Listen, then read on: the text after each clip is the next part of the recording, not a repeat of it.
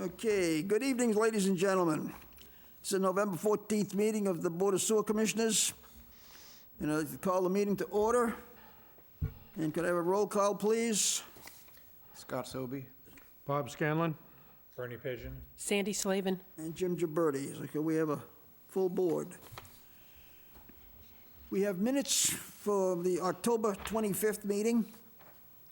I have reviewed the minutes of October 25th and find them to be complete and accurate and make a recommendation they be approved. I second the motion. All in favor? Aye. Aye. All abstain. Howard absent. Okay. Scott, your vote? Abstain. 02. 302. Right. You gonna stay home for a little while, Scott? Only until the morning. And we have a contract It's been signed. here for Trojan Technologies. This is an upgrade to the UV system in the plant. And it's in an amount not to exceed $65,243.25. Motion to accept. Seconded? All in favor? Aye. Aye. Aye, Aye. 500.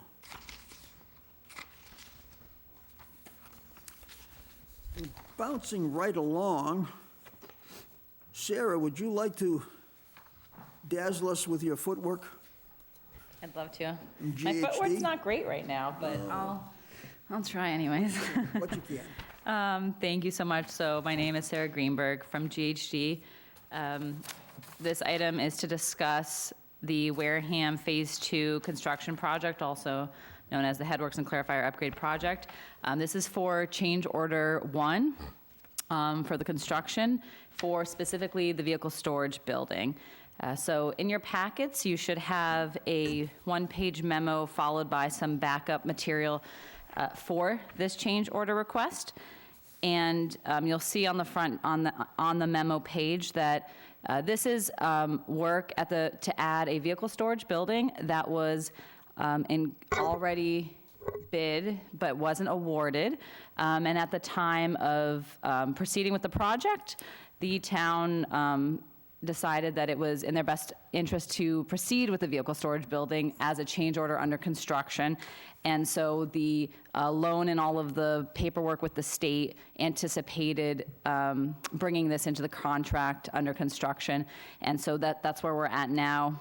And you'll see that there in the memo, there's a breakdown of the various numbers. So the awarded contract that is already awarded to the contractor for this work, the vehicle storage building change order 1 that we're here today to get approval for, and that was already included in the contingency, all which falls within the $36 million loan amount for this project.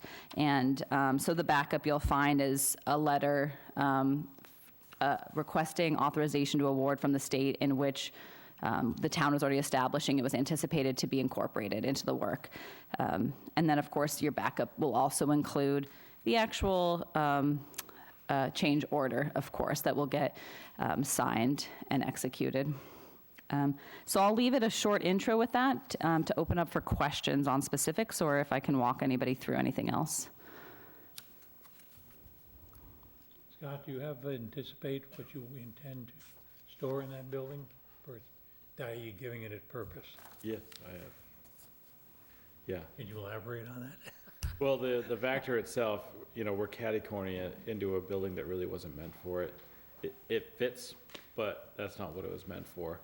In addition, we have other vehicles that sit outside all winter that could use to be stored indoors. It'll certainly provide longevity to a lot of our equipment. So it has a significant purpose. That's why it was selected. Yes, I remember driving around. There was a number of items, small items, even lawnmowers, that you've had to keep outside because you had these How long, there are plastic buildings or canvas buildings or something? Yeah, there's one big white tent, unheated. And then, again, there's several other structures that are really in disrepair. And this would provide a much better heated area for storage. Right, yeah. Yeah, to the director's point, the vac truck has water in it and shouldn't be left outside in the wintertime. It could freeze and damage that expensive piece of equipment. So this'll be one of the major, things that this vehicle storage building is housing to maintain the sewer department's asset there throughout the winter so it doesn't freeze. So this building will be heated, Correct, it will be heated, yes, single story inside? yes, You don't have a secondary level no. or an office or whatever, nothing? No, yep, just purely vehicle storage. And there's room also for other, another pickup truck or two in addition to. But the primary purpose was to protect that expensive asset. The director would like to keep his truck warm for the winter. Exactly. Unfortunately, mine will not be included in the storage. So can you talk about construction a little bit? Is it block and crimp steel? Is that what it is? So it's concrete masonry unit block and with a pre-engineered building. So you'll see, hopefully in the third, so hopefully you have in your package the third image. So you'll see at the bottom of, so it's a pre-engineered metal building in general, the majority of it, with overhead doors to accommodate, of course, the Vector truck. And you'll see a little rim around perimeter belt, if you will, around the bottom. That's CMU, which stands for concrete masonry unit. But the majority of the building is pre-engineered metal building, so steel and metal insulated panels. So the wall panels are pre-engineered and they're insulated, and various manufacturers make them, and so that will go through the shop drawing process, of course. But yeah, good questions. What's the heating system? Natural gas. Forced air? I will double check that and get back to you. I'm not sure if it's that or radiant. Often we'll do in the vehicle storage spaces, because of the large spaces, we'll do a radiant heating system. And this Infrared type, This yep. is 50 by 50, is that right? Yep, that sounds right, correct. And do you know what the square footage cost per square foot of that is? We could do the math real quick.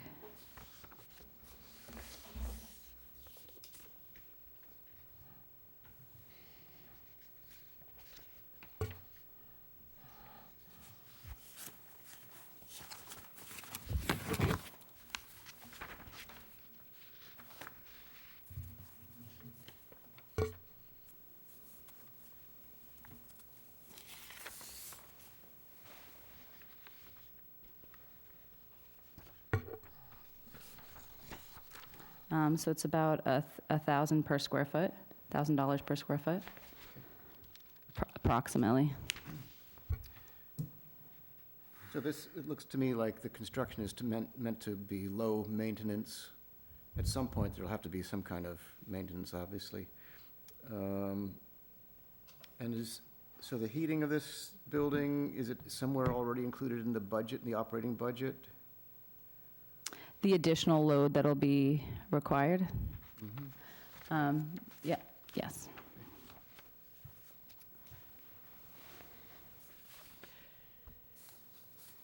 I have a question. Yeah. Please. If I sum A, C, and D, I come up with the 36 million, but there's nothing in here to accommodate the 2.6 million for this storage building. Or I'm adding up the numbers wrong. Yeah, sorry if it's confusing. So C includes the vehicle storage building. Okay, So C is the contingency of 4.1 million, and that includes Thank you. the 2.6 for the vehicle storage, yep. And of course, we have, if the commissioners are interested, we, of course, can provide the whole, all the backup drawings, but there's multiple structural and plumbing and HVAC, so. But happy to answer any questions, yeah. Anybody else? Okay. I have a motion. Motion to approve the Wareham Phase 2 headworks clarifier, change order number 1, vehicle storage building. Second? Seconded.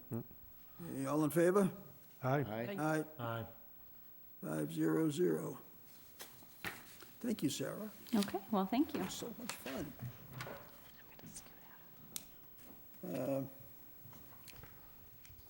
Hey, Bob, Sandy, could you let us know where we are with, or where you are with your project? Now, where we are, starting out with a list of 600 properties that were in question. We've whittled it down to about 85 now. I still have probably about 30 more to go through, but I don't anticipate that many being discovered that'll be in question. So, yeah, roughly 85, which I'll turn that list over to you, Scott, and you can go through them and make the determination. We since found out, working on the list that we received is not the billing list. What's the name of the system that you use? The Vadar. Vadar system has a much more comprehensive number of properties that are served. It was a little confusing working on it because I ran into quite a few properties that had account numbers. And it turns out that they are no longer hooked into the sewer system due to properties being abandoned or burned down. I don't know, I think it would be handy to have a master list of all properties at some point, so you could separate them out. It'd be nice to know, just have a full accounting of all the properties that are served or had been served by the sewer department. But we're making good progress, and I'll try and have that all wrapped up this week coming up and hand it over to you. And I had a task, which I did not complete. Surprise. I have a list of about 60 addresses, of which the water is off, quote unquote, and the account is on hold. It was my job to go to the water and water department and ask them to verify that there's no water to these addresses. And if there is water to these addresses, when it was turned back on. Because right now, they are classified as on hold, water's off, and we want to verify that that is the case. I just haven't done it. Are these water shutoffs, are they permanent or are they seasonal? We have no. Undetermined. More than likely, it wouldn't be seasonal, because it costs people a lot of money. And even if it was seasonal, we would not stop sewer. They had to be off for a full year to get an abatement and get taken off the sewer line. So, no, I don't think any of these are seasonal. The water's off. Thank you, Sam. So more than likely, the building doesn't exist anymore, or it burnt down, or whatever the reason, but we want to verify with the two water departments that in fact there is no water going to these addresses. So that was one of the discussions we had, and I did not do my job. Isn't it true that, Parties? isn't it true that in the town bylaws, for a residence to be occupied, it has to be connected to water? No? That's one of the town bylaws, is nobody can live in a house unless it's connected to the town, or some kind of, You have an occupancy permit. that's right. So none of those places should be occupied if they don't have any water on them. Well, who's to say that it's town water as opposed to? A well water. Or well water. So part of it is looking at the detail behind this. So you would like to think that if I have no water, then I don't live there. But I know of at least one structure who it got, what do you want to call it, squatted on without water, and they're living in it. So it does happen. I know of one property where the people had shut the water off, and then when they use it, they run a hose from a neighbor's house over. So I'm not sure that that's allowable. But part of that research will tell me what's happening in those structures, and I just I have not gotten to either Wareham or Onset water. Too many parties to go to. Yeah. I'm hoping last night was the Lends last more one. credence to my plan. Would it be practical for Back to Plan a A. summer resident to turn the water off when they go back home at the end of their season? Some might very well do that. It costs them money to turn it off and turn it on. They might very well choose to turn it off and drain the system so it doesn't freeze while they're gone. That's not uncommon, but it wouldn't reduce, it wouldn't Change us. change us. They would still get charged for sewer whether they flush or not. You're right. Yes, you're right, correct.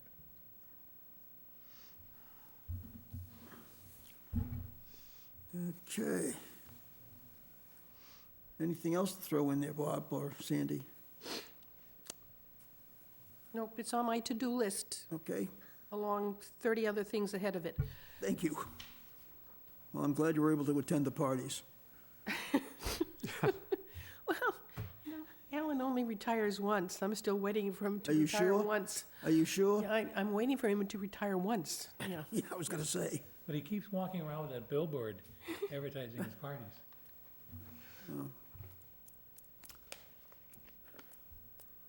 Okay. But, item C. Ah, indeed. And Surprise, surprise, Scott. We were signed? Yeah. This is a regular, complicated assignment, and Scott and I have not had an opportunity to talk about it. But from my brief adventure into this area, is the lack of information of how to designate or how to arrive at what particular EDU that any commercial, as in this case, is being charged. It's not like a residence where you can go in, oh, they got 3 bedrooms, so they're basically the one EDU, or they go up another bedroom, they're added a .3. In this case, as a commercial entity, you don't know what they're doing. And that has a strong impact on the amount of water. I'll use a laundromat as an example. 15 years ago or 20 years ago, when it was installed, and the devices that they were using at that time used more water than the current washing machines. Now, you could say now they're using less water, but then who measures it? Because we don't use usage. And I have one in particular I use as an example. Jimmy and I were talking this morning. It's 16.5 EDUs. How did they arrive at 16.5? Why is it not 16.7, for example? Indeed. Yeah. And you would have to really go into detail of the manufacturing process to understand what they're dumping into our system. Yeah. So is there a list of what kind of commercial enterprises we're talking about here? So barber shops and laundromats and gas stations and, I mean, there must be, I think what. Yes, we what have have a that. list. What we have at the present time, we have an EDU system that, and it looks like it's based on a Title V. Well, the list I have is the one Vicky printed out for us a month and a half ago, 2 months ago. Basically, what I was hoping that you could come up with and recommend is categories for commercial. What does a restaurant and a gas station, a convenience store, a barber shop, or laundromat, a car wash, do they all fall under the same category of commercial and build the same, or should they be broken out into maybe 2 different categories? And laundromats and car washes and whatever else fall into a category, restaurants and B&Bs, et cetera, fall into another category. Yep. And charged a different rate. Looking at potato chip factory, the Springborn, I'm sure at some point in time, we're gonna get hit, or Scott's gonna get hit with having to test and analyze and treat for things that we do not currently treat for.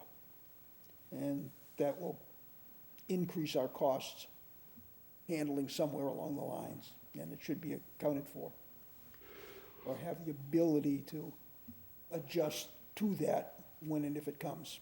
Right, so I attended the workshop that you had when you talked about this, but that was before I was on the commission. So I'm not sure that I have a full picture of what Title V is or why it was constructed but what I recall was that there are just maybe a few other towns in Massachusetts that are on the same system as we are. Do we know what those other towns do? I mean, do we need to reinvent the wheel, or can we take a look at what the other towns? I think there's only 3 towns that use EDUs, everybody else is usage. And it's difficult too, because flirting along the sidelines as we're doing this evaluation is usage. How much do they use? And it creeps in, or can't help but creep in, because we evaluate why one company is different than another, and we identify the difference possibly by usage. And yet we don't want to use usage, because that alienates our EDU's measuring system. Right, I mean, ideally, you would eventually go to a usage system. I don't know what is preventing the town from going to a usage system now? It's primarily measurement. We have 2 different water systems. One is more reliable technically than the other one. And we've been interviewed by both of them. Well, I don't think we ever had a meeting with onset. Yeah, we did, actually. Peter and I did. Yeah. It's a different, the ability to take their information and to download it into a usable format that our vendor can currently use. Onset, from my understanding in my last conversation, they aren't compatible in ability to do that, whereas Wareham Water, their system is compatible and they can download it anywhere they want. So is this a software issue? It's a decision as to, Onset has asked or suggested in our conversation that we in some way reimburse them for the investment of upgrading their system to be compatible with our billing process. Well, at some point, if it's just software, at some point, their software will no longer be supportable. Whatever the company is that made that software will not support it anymore. And maybe that would be the time to make that change. Maybe they're close to that time. Instead of going through all this EDU business, maybe we need to look first into getting that onset system upgraded. I would say that would be the first step. Then you can just change over to a usage system. Yeah. I think the question came up as to whether or not we were capable of subsidizing another entity in upgrading their system. Yeah, well, if they have to do it anyway, if the software company is no longer supporting that software, then they would have to upgrade it anyway. That would be the time to do it. So maybe that's the place to start, is with the onset people. Yes. Do I have that right? I mean, Oh, yes, my assumption's correct? and I can't speak for the chairman, I'm sure he's gonna have wants to get his 2 cents in, but as elected officials from the town of Wareham, and we're exploring this particular area, we have the ability to go in and inquire.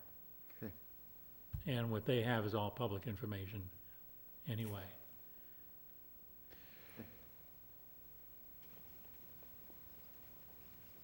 We just have to say Gilberti sent us over, and so we get tough with them, and Whatever system we wind up coming up with, whether it's EDU, usage-based, or something else altogether, really doesn't make any difference as long as we can justify being equitable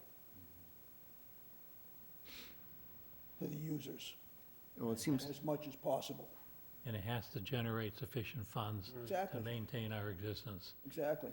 right, well, it seems like the fairest and most equitable would be based, I'm sure this is why all the other towns in Wareham, in Massachusetts do it by usage. It seems like that would be the fairest and most equitable, and, then you don't have questions about why 16 and a half Yeah, but, EDUs. But 16 and a half gives you a conversation. Yeah. but Scott, you have to consider one complication. There are very few communities in the state that have prudential committees. that function on other services that are integral to it. I was from Stoughton when I moved down here, or Bridgewater, and they were talking about prudential committees. I said, what? What is that? It's fun. It's interesting. Makes the job that much more interesting, Scott. And I think one other thing that has to be considered, we need to know what is the cost per gallon of water going through our plant? Because if we're going to determine to have a charge to people based on their gallon of usage, we need to know what that cost us, and we don't know. No, we've never sought that So- information. Yeah, I mean, so it's complex, I don't think to get the, that's not a- to get the that's not- gallons, That's not a correct statement, Sandy. well, I if believe. you're going to step, I won't say anymore, if you're going to answer me without me finishing my question. You just made a statement in there that we don't know the cost, and I believe Scott does. Then if I was to ask him, okay, I'll ask you, what does it cost us to process 1 gallon of liquid? 0.005 cents per gallon. Okay, and how many do we, and 2 zeros? how many gallons do we process in a year? I mean, it's, Million gallons a day, 365 days a year. so if we say 1 million gallons a day, 365 that million type of gallons. usage, so we come back and we say to somebody, okay, you're only using 60 gallons a day times 365 days, that's what we're charging you. No, because No. now, who's gonna pay for the infrastructure? Well, that's part of what is the cost of processing a gallon of product. It isn't just the cost of processing in the system, but what's the cost of everything else to support it in order to get it through the system?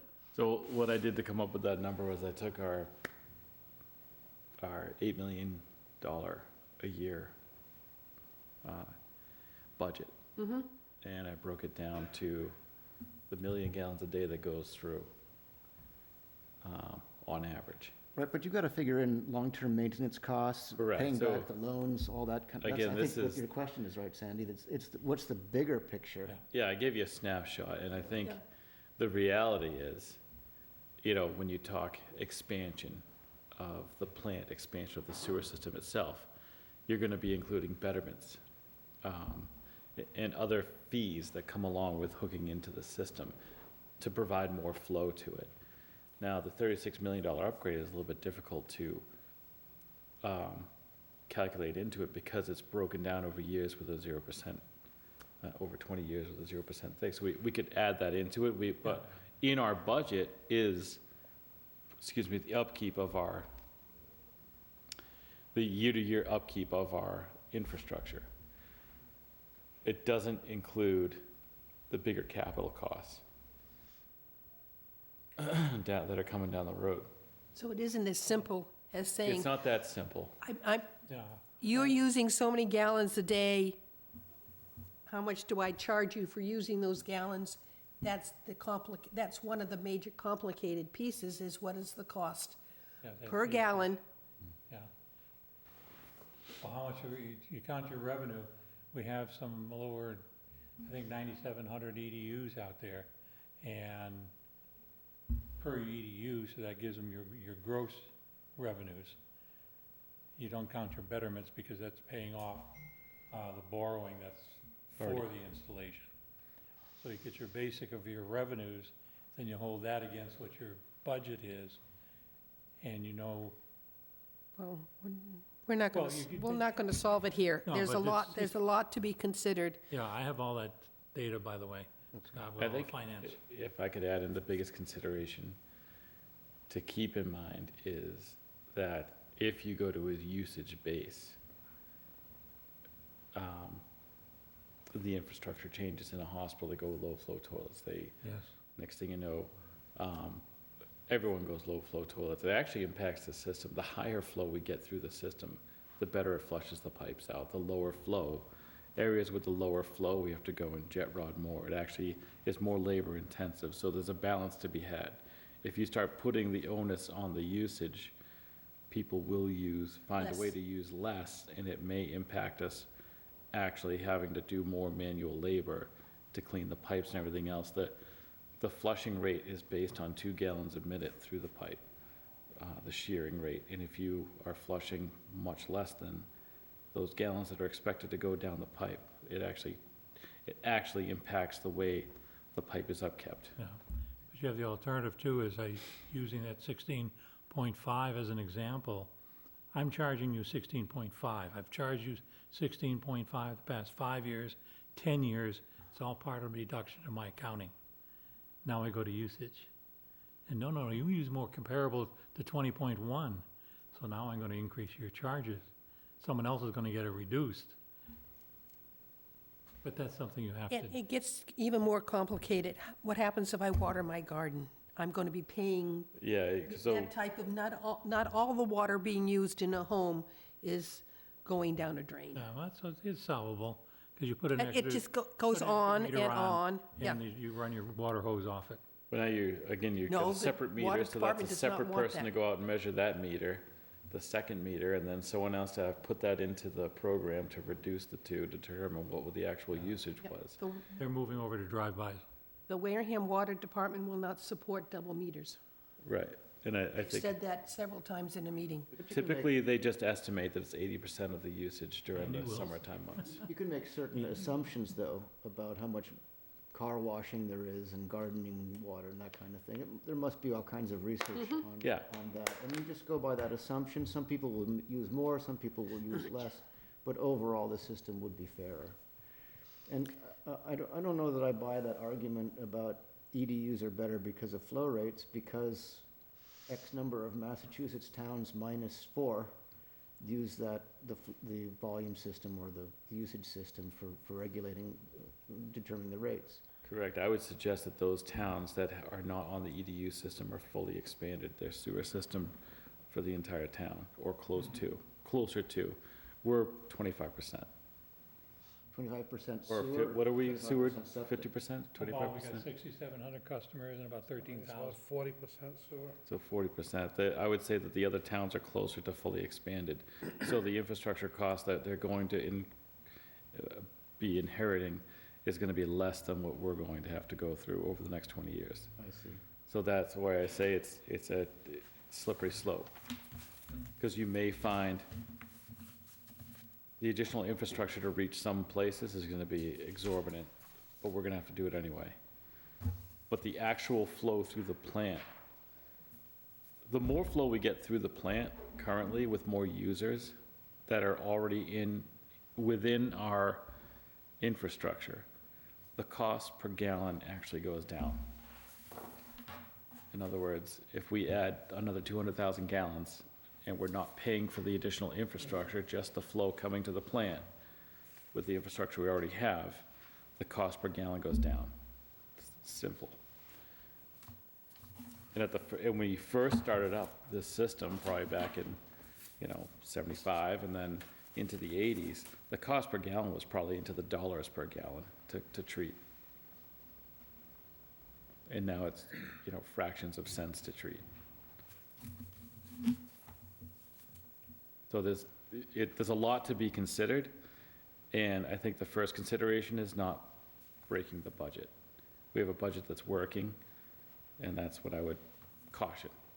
I think definitely evaluation should be given towards being more equitable, especially with the one-bedroom houses and things like that. Those are the things we should be focusing on when we do with the EDUs.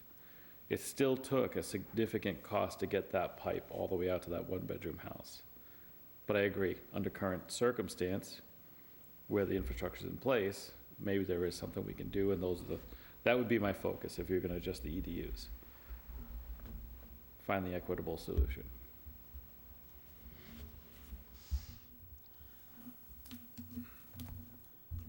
Would you put a burden on assessor's department to make sure the count of bedrooms in its dwelling is correct? I'm just gonna start going in. Yeah, knock, knock, can I count? I'm Yes. just kidding. Okay, it's a complicated situation and complicated process, and it has a lot of pitfalls on the way. I was even thinking about something like, a mom and pop shop that has an apartment upstairs. It's all in the same sewer system. How do you count that? You've got 2 bedrooms and a, I don't know, a small bakery or an ice cream shop or something. How do you, that's part residential, part commercial. That's why I say, that's why it needs to be studied, and, you know, whether that falls under commercial or falls under residential, that would be, you know, whatever. In the need EDU it. side, but then I don't know. it gives cause to go to the usage side. Yeah. Yeah. I think there are really good Looking for arguments, equitability. really good arguments both ways. If I could give another one against the usage, I don't know if you know about Brockton, but about 5 years ago, they found out that their meters were substantially underestimating the amount of flow going to the houses, to the tune of nearly 75%. And over the course of 13 years or something like that, single-family homes were getting hit all of a sudden with like a $13,000 water bill because they went and back charged them for what they miscalculated. So just throwing that out there too as another anecdotal reason to stick to a system that is working, but could be further evaluated and further complicated in a good way to provide the equity you're looking for.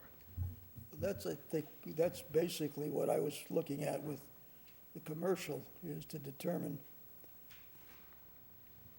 the commercial aspects that we have in this town and how they should be categorized.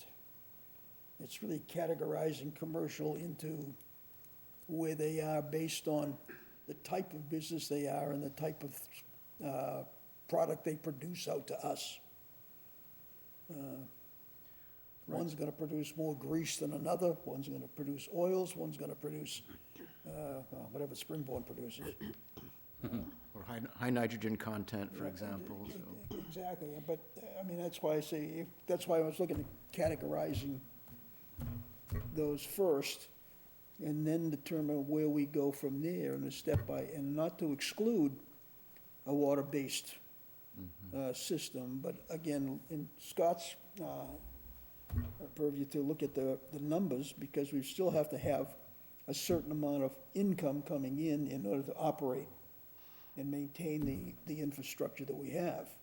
And pay down the debts that we're increasing. And mean, if looking at going forward. So. You take a look at a repair shop. They're charged 1 EDU for each bay. Yeah, well, I mean, that's the point, Chad. But it's one of those things that no one has dirty hands anymore. They all use gloves. So it's not the washing of the hands that there used to be because everybody's got disposable gloves on. But 1 EDU for each bay, that's tough. Right, but, so, once again, if you think about the budget as, you have to get to a certain budget at the end of the, so if you reduce, let's say you cut that in half, and say the two-bay garage goes to 1 EDU. Then I gotta find a way to increase it for somebody else. Right, and usually, it's probably gonna land on a residential customer, they're not gonna be happy about that, you know. It just, yeah, it's, what we do right now is what, our income from our EDUs determines our budget.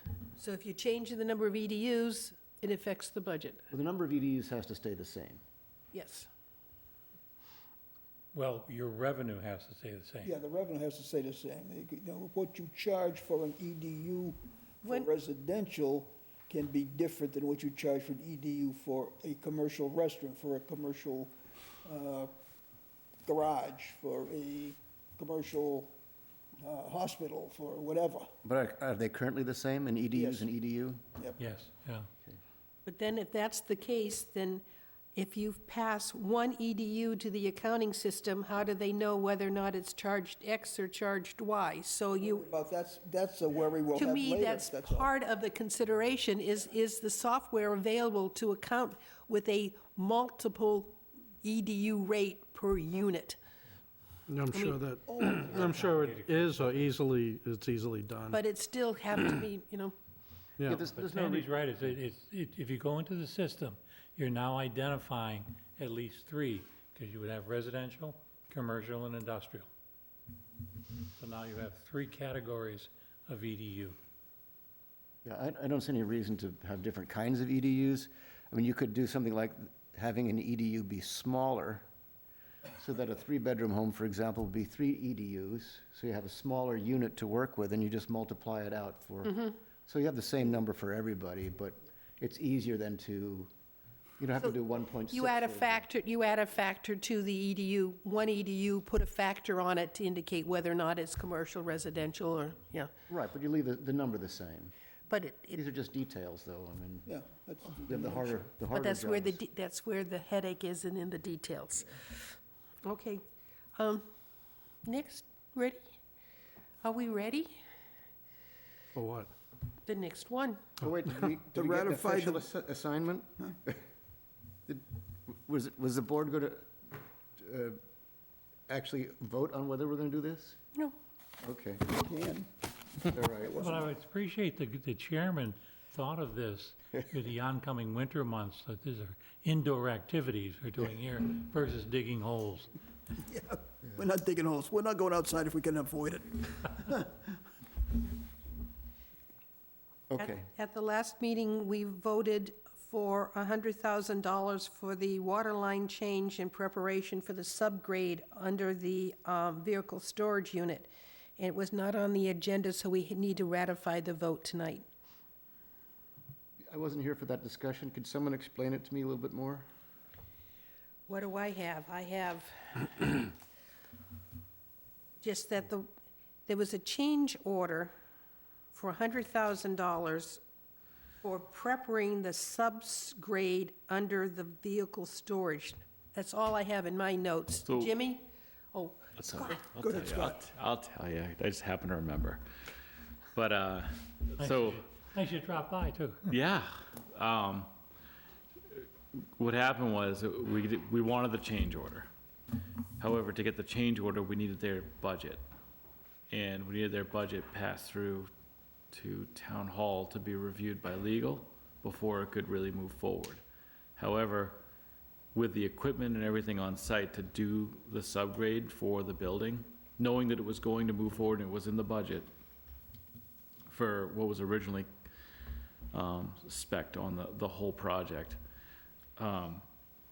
you guys voted to allow them to start doing the subgrade. So the subgrade's done, the forms are almost in for the foundation. So with your vote on what you just voted on for the change order, they're now gonna be able to move forward fully, so the $100,000 gets lumped into that 2.6 that you just voted for. So we're good.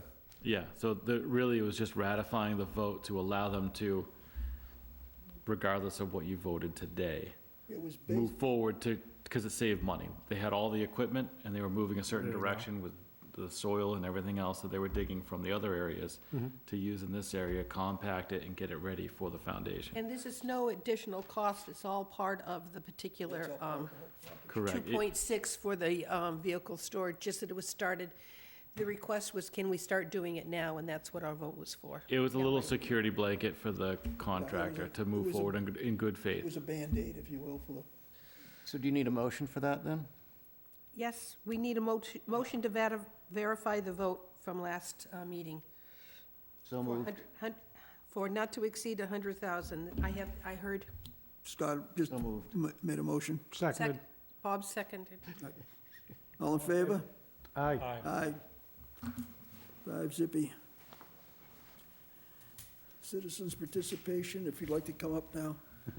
No, we don't have anybody. No director's report.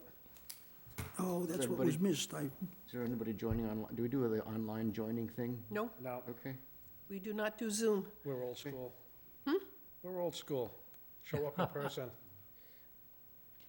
So can Scott give his director's Yes, report? Scott's a citizen. Yeah, we'll put it under Well, 48 please. hours. Yeah, we need to add it to the agenda. I just missed it. It's usually there automatically. We just, There is actually one, I guess before I do that, the unanticipated items. I have one for the, it's actually a grant that was given to study the outfall location, really, is what it's gonna be used for GHD. The grant was not to exceed $98,637. So again, they wrote the request for grant on our behalf. the town of Wareham was awarded the grant. And then GHD is looking for the authorization to move forward under the grant to study additional areas for outfalls, So study outfall locations. which would include the Narrows and further out, or it just, the idea is to determine if there's other outfall areas that might be better than where we're at and how we might get there. So the grant's for 98,637, did I hear that right? That's correct, very good. Do we have any money that we have to put out for it? There's no matching grant, no matching funds being requested or anything like that? That's correct. And who's the grant? Is there a title for the grant? Is there, It is the,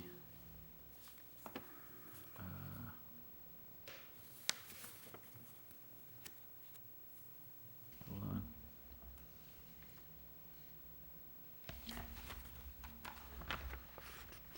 Buzzards Bay National Estuary Program, Buzzards Bay Watershed Infrastructure and CCMP Support Grant Program FY '25 Round 3, reference number BD-24-1042-CZM-ENV 40-103590. Did you get that?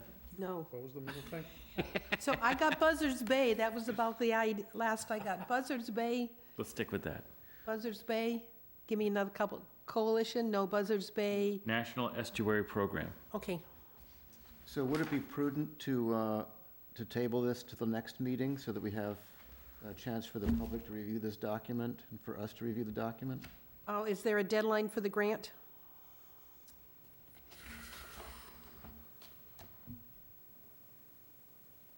That, I don't know.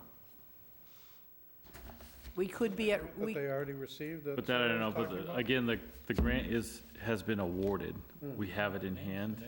Yeah. So it just, we needed board approval followed by town, town approval. Derek needs to sign it, Yeah. right? To Yeah, accept it, yeah. Yes, but again, the step one Acceptance. was you guys. okay. So again, you're, I make a motion that we accept the grant for $98,367,000 from the Buzzards Bay National Estuary. National Estuary Program? Seconded. All in favor? Aye. Aye. Opposed? Opposed? Okay. Opposed, nay. 410.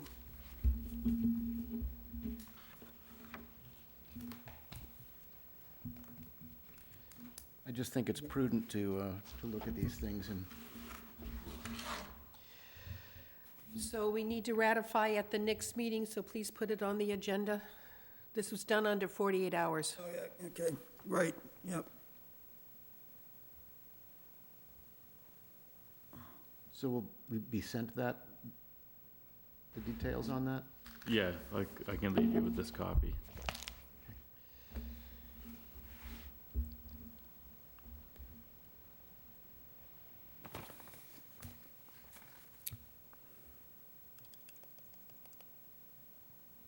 Anything else, Scott? So in essence, there's no money out of the town's pocket? No. Correct. Sewer department's pocket for And that really, grant. It's free money to study. it really, this is the next step within the CWMP. Okay. Because if we, again, we're kind of handcuffed with our outfall. So this is them studying a location and where it could go. Yeah.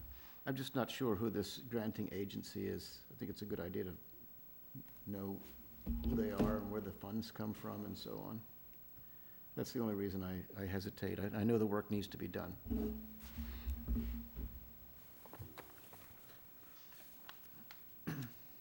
Okay, what else, Scott? Nothing, I guess my report would include that, again, the team's working together fantastically. We took down aeration tank number 1 recently, and they are currently in that tank removing solids. And, again, the system continues to work phenomenally. The contractor on site doing the $36 million project is really chugging along. They've come a long way. We found ways to work around each other and with each other, so we're actually getting some things done, and we're helping them get some things done as well, again, mostly by staying out of their way. But it's really going quite well, so couldn't be more pleased. Appears to be whenever I've been down there. Well, we really dress things up when you come down. I don't want you to see what's really going on. Well, in that light, you're gonna be around tomorrow, would you be able to, I was thinking about maybe coming down and just taking a quick tour? I was gonna actually take tomorrow off, but Well, you can go afraid of down. But Monday you can come down, we'll tour and, okay, yeah. sounds good. Okay, under unanticipated items received in the last 48 hours. I have In got addition to what we've already done? one. Yes. Yes. Nothing. There's no limit on unanticipated No. items. This is a letter I was just received from Mr. Pigeon. Dear fellow Board of Sewer Commissioners, please be advised that I must regretfully resign my position as a Wareham Board of Commissioner, effective with the adjournment of this, the October 14th, 2024 meeting of the Wareham Board of Sewer Commissioners. It's been a pleasure working with you and the rest of the board. Tough decision.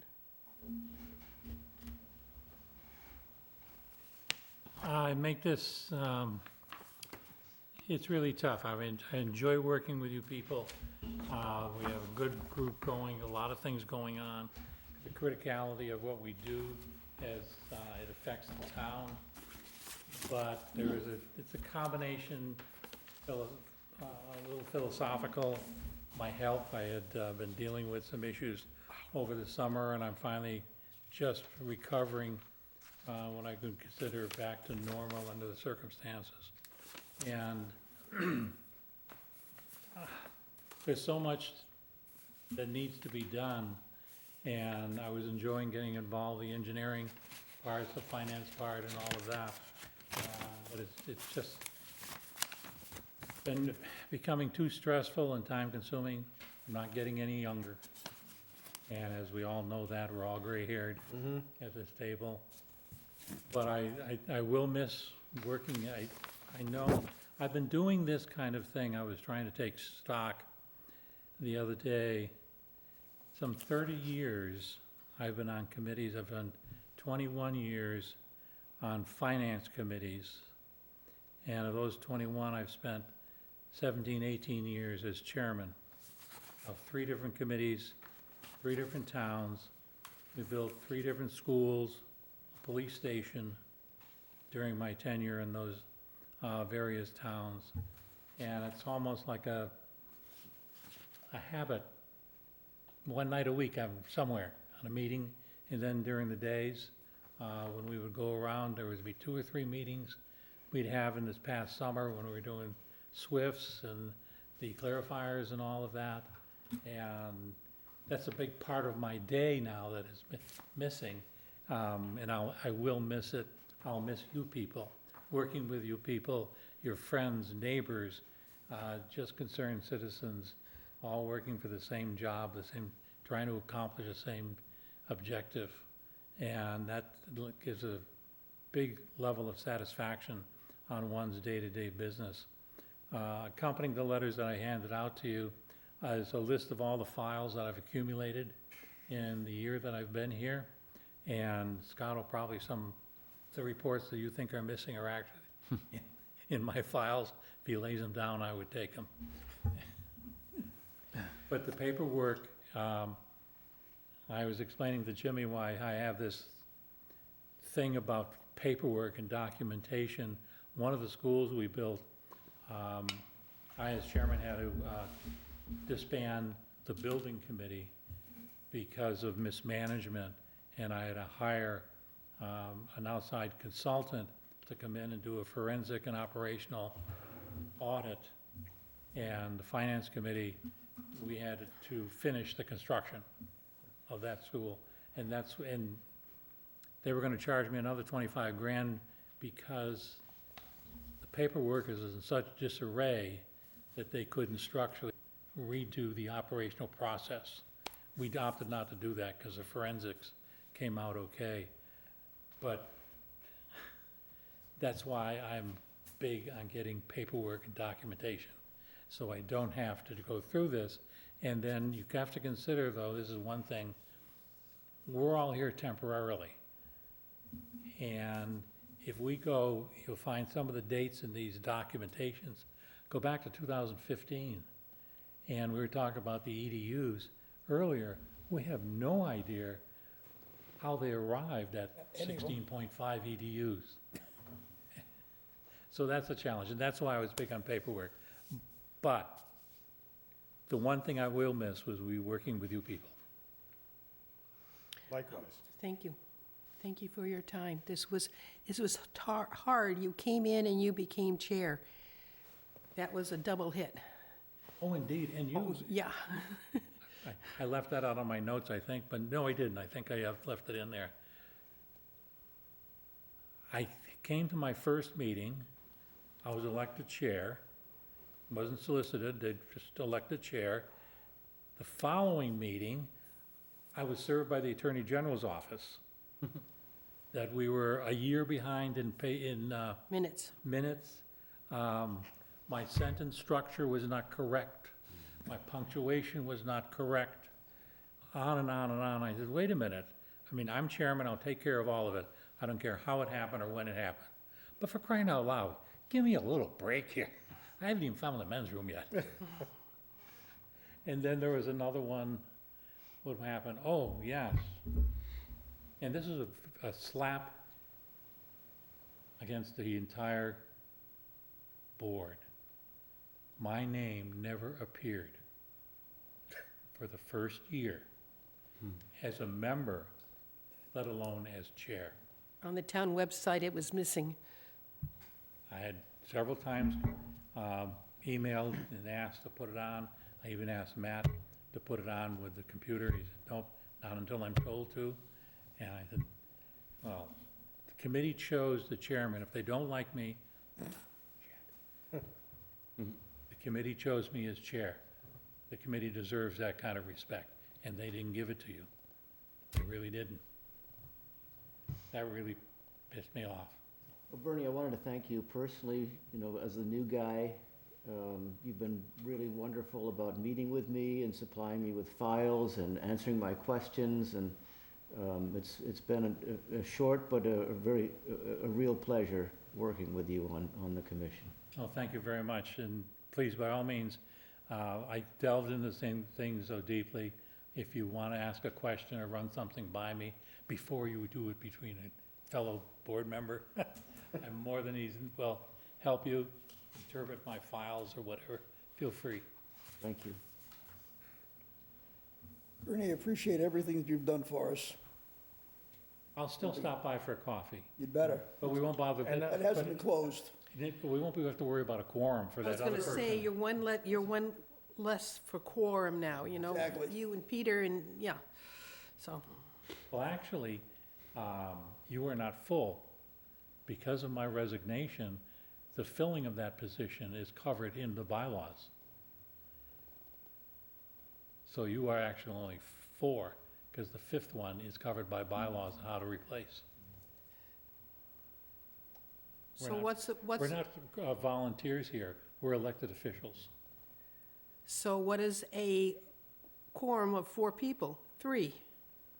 So that didn't change. Well, Jim and I were talking about it this morning, and there's an accounting phrase that you use in municipal side.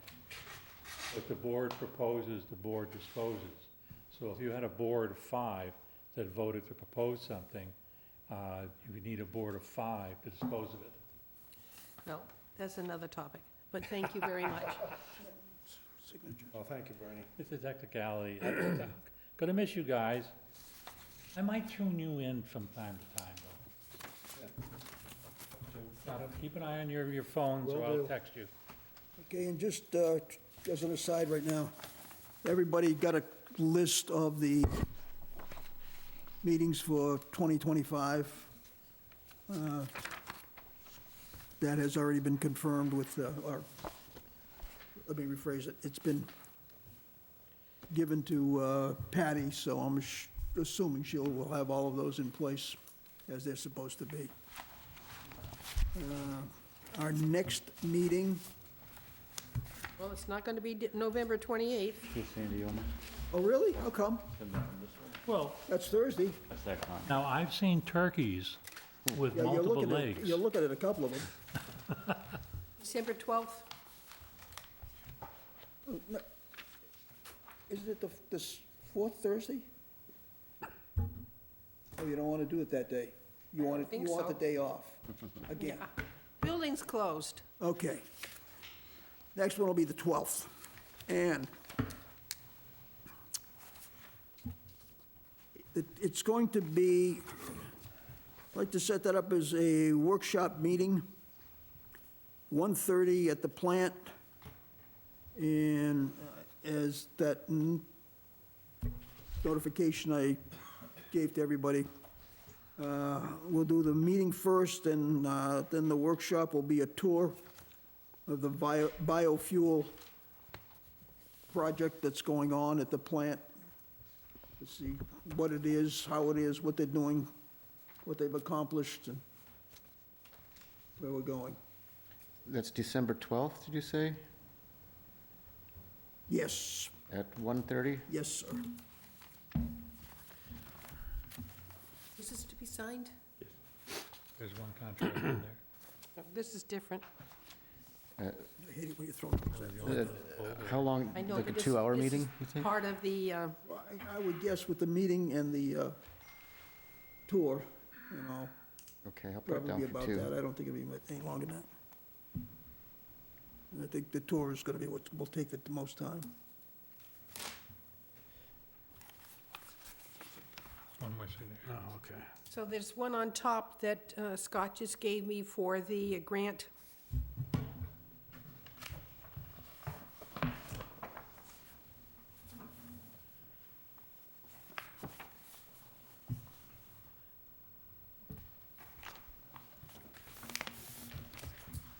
Do I have?